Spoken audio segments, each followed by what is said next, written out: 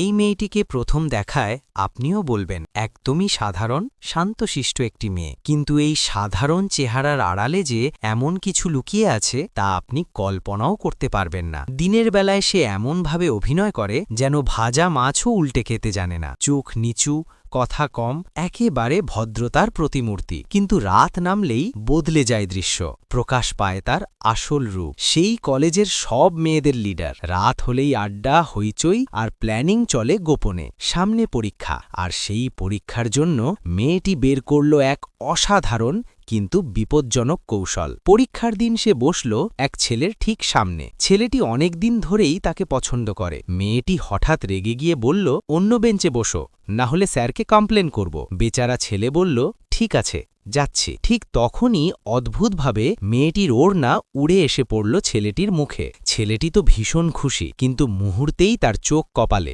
ওড়নায় লেখা পুরো পরীক্ষার নকল। এবার তো মেয়েটিই পড়ল মহাবিপদে, কারণ সব প্রমাণ এখন ছেলেটির হাতে। ছেলেটি ধীরে বলে, এক্সামের পরে আমাকে একটু জড়িয়ে ধরবে, না হলে স্যারকে এখনই সব বলে দিচ্ছি। এই গল্প থেকে একটা জিনিস পরিষ্কার, বাইরে থেকে কাউকে যতই সাধারণ মনে হোক না কেন, সাধারণের ভেতরেও লুকিয়ে থাকতে পারে একেবারে অন্য রূপ।